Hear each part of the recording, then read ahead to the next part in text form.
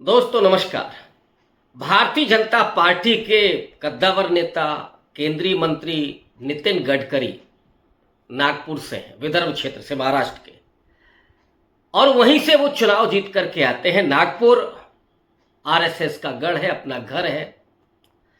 Nitin Gadkari RSS की पहली पसंद माने जाते हैं।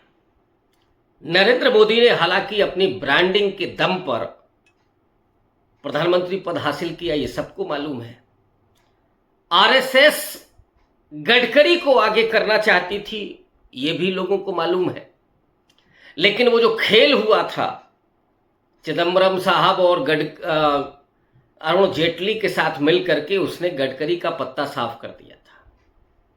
अचानक जो सीबीआई दाखिल हुई थी नितिन गडकरी के घर में, उसी ने नितिन गडकरी को राष्ट्रीय अध्यक्ष बनाने से खारिज कर दिया था।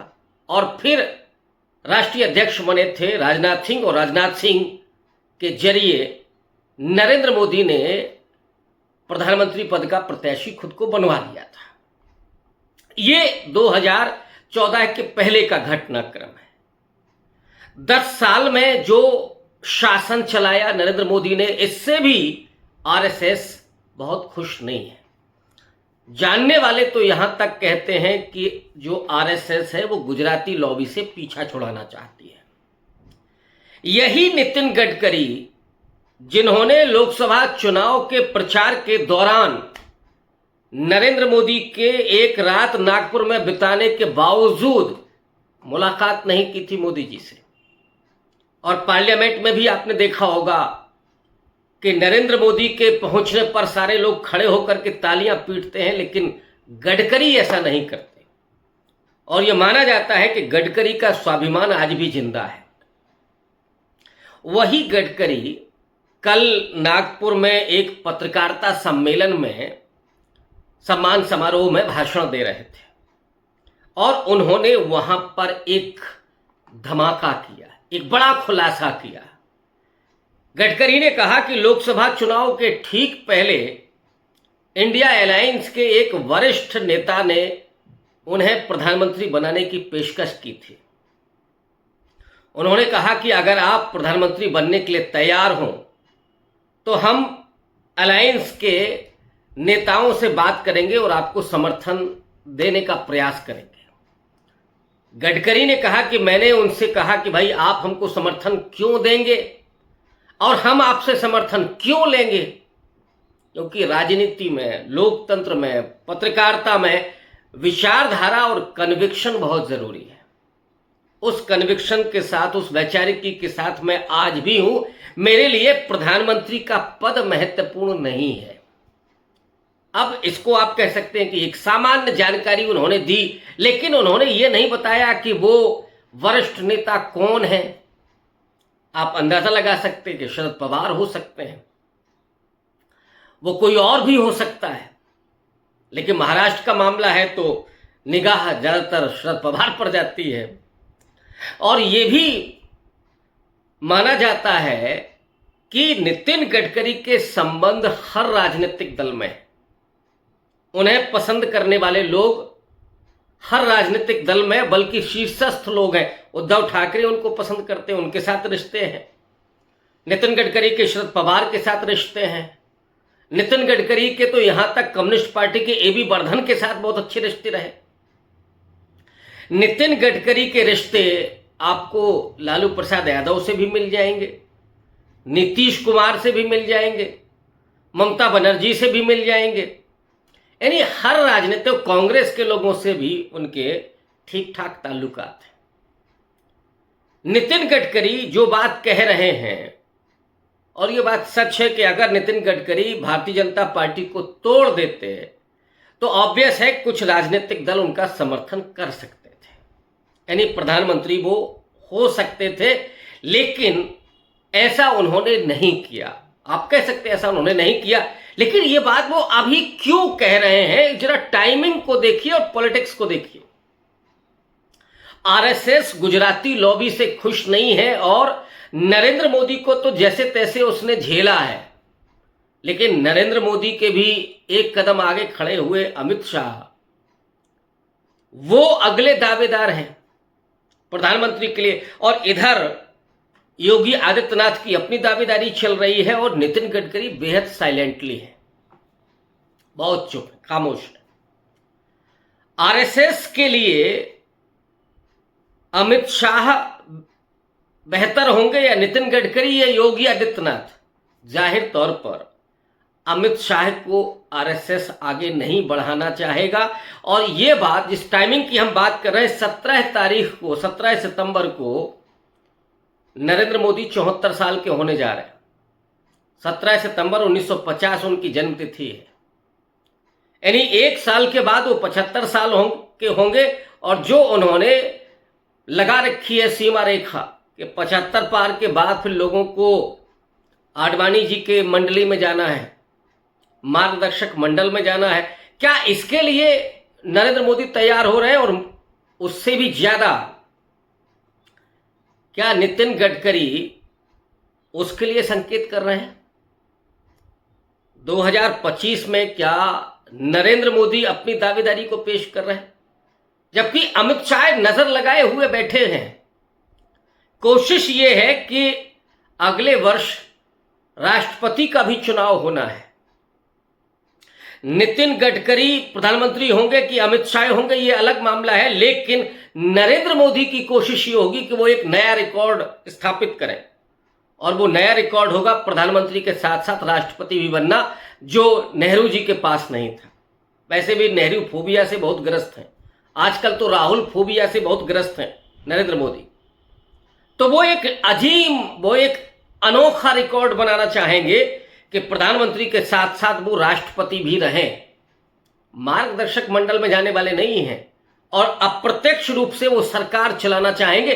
और उस समय वो चाहेंगे कि अमित शाह प्राइम मिनिस्टर हो। अमित शाह होंगे तो फिर डिक्टेशन चलेगा, उनका अपना विचार चलेगा। और अगर उस पद के लिए नितिन गडकरी आते हैं या योगी आदित्यनाथ आते हैं तो ये तय है कि फिर नरेंद्र मोदी राष्ट्रपति नाम मात्र के होंगे या राष्ट्रपति बनना भी नहीं चाहेंगे। तब फिर वो अपने प्रधानमंत्री पद को कंटिन्यू करेंगे। ये जो अंदरूनी खींचतान चल रही है भारतीय जनता पार्टी के भीतर, उसको भी दिखाता है। जेपी नड्डा भारतीय जनता पार्टी के राष्ट्रीय अध्यक्ष हैं, उनका कार्यकाल खत्म हो चुका है, एक्सटेंशन दिया है नरेंद्र मोदी ने उनको। अभी कोई राष्ट्रीय अध्यक्ष नहीं बना पा रहे हैं और ये भी एक तरह से 2025 की वो पूरी पिच तैयार की जा रही है। अगर राष्ट्रीय अध्यक्ष कोई आरएसएस का विश्वास पात्र होगा, मान लीजिए शिवराज सिंह चौहान हो, जिनकी प्रतिबद्धता आरएसएस के प्रति ज्यादा है, नरेंद्र मोदी और गुजराती लॉबी के प्रति नहीं है, शिवराज सिंह चौहान की भी दावेदारी होगी। शिवराज सिंह चौहान के रिश्ते गडकरी जी के साथ ठीक ठाक हैं। इधर वसुंधरा राजे सिंधिया भी तीर कमान लिए बैठी हुई हैं। तो नरेंद्र मोदी और अमित शाह दोनों बुरी तरीके से इस समय फंसे हुए हैं और भारतीय जनता पार्टी के भीतर ही अब घेरेबंदी चल रही है। बाहर तो राहुल गांधी बार पे बार कर ही रहे हैं, बाहर उधर उद्धव ठाकरे और शरद पवार तो लगे ही हुए हैं। वहां पे महाराष्ट्र में आप देखिए एक बड़ी लीडरशिप निकल गई है बीजेपी से, और जो अन्य पार्टियां हैं, शिवसेना माने नकली वाली जिसे असली वाली कहा गया, एकनाथ शिंदे की या अजीत पवार की एनसीपी, यहां से नेता निकल रहे हैं और वो शरद पवार के आश्रय में जाना चाहते हैं, कांग्रेस पार्टी के आश्रय में जाना चाहते हैं, उद्धव ठाकरे के साथ जाना चाहते हैं। तो महाराष्ट्र में वैसे ही खींचतान ही नहीं चल रही है, वहां लोग निकल करके और महाविकास अघाड़ी की तरफ जा रहे हैं। देवेंद्र फडणवीस के बारे में कहा जा रहा है कि उनको एक बंगला अलॉट हो गया है दिल्ली में। तो क्या देवेंद्र फडणवीस को राष्ट्रीय अध्यक्ष बनाया जा रहा है, बजाय कि वो मुख्यमंत्री पद के प्रत्याशी हों? लोग विधानसभा चुनाव में उनका बंगला दिल्ली में होने का मतलब है कि देवेंद्र फडणवीस जो नरेंद्र मोदी कि ज्यादा करीब हैं वो राष्ट्रीय अध्यक्ष बनने जा रहे हैं क्या? माने मोदी जी अपने हाथ में ही सारी गोटी रखना चाहते हैं, सारा खेल बीजेपी के अंदर का भी अभी भी अपने पास रखना चाहते हैं। लेकिन नितिन गडकरी जिस तरह से बात कर रहे हैं, और ये ना बोलते हुए भी कि मैं प्रधानमंत्री बनना नहीं चाहता, मेरा अपना कन्विक्शन है, मेरी अपनी वैचारिकी है, मेरी प्रतिबद्धता प्रधानमंत्री बनने में नहीं है, मेरी प्रतिबद्धता विचार को आगे बढ़ाने में है, कन्विक्शन के साथ जीने में है। ये दरअसल इशारा है आरएसएस के लिए। और कहीं ऐसा तो नहीं है कि आरएसएस ने ही थोड़ा पीछे से पिन चुभ होया हो कि हाँ आप शुरू कर दीजिए और 1 साल में ही उड़ा दीजिए पूरा। लेकिन बहुत कुछ फैसला निर्भर करेगा कि राष्ट्रीय अध्यक्ष कौन होगा, जेपी नड्डा की विदाई और उस पद पर कौन बैठेगा।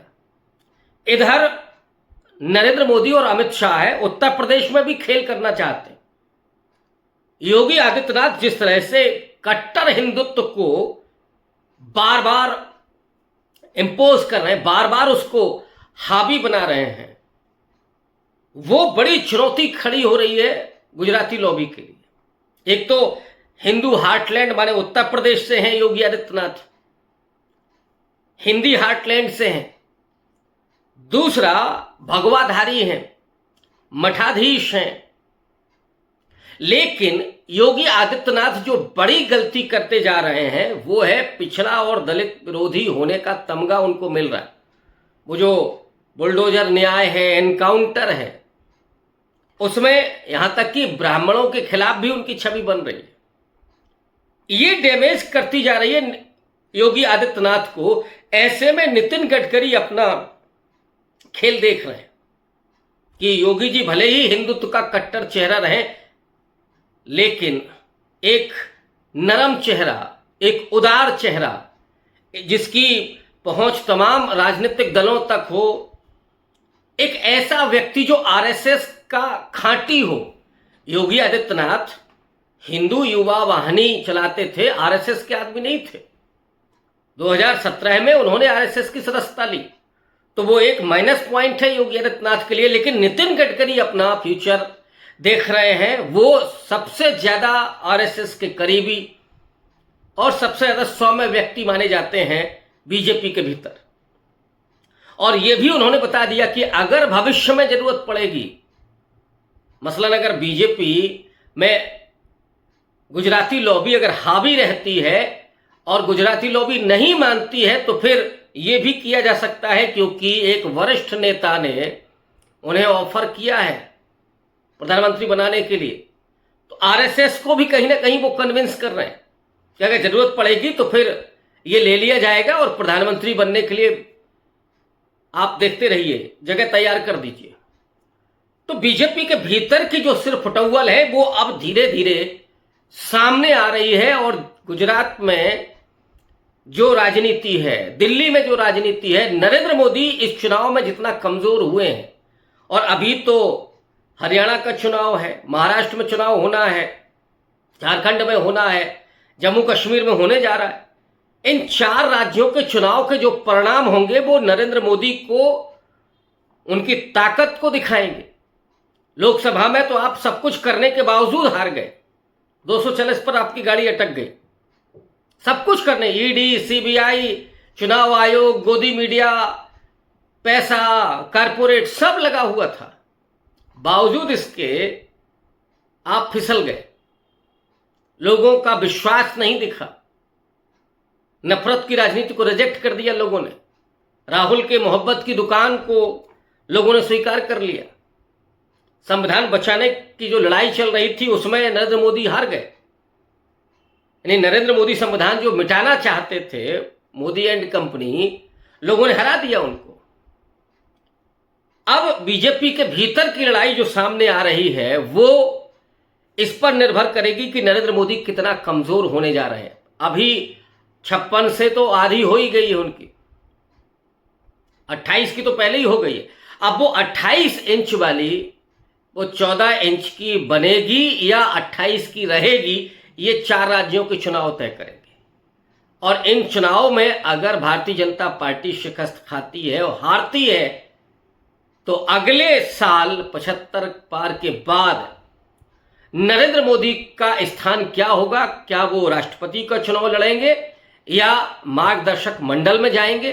प्रधानमंत्री अमित शाह होंगे या नितिन गडकरी उस कुर्सी पर पहुंचेंगे?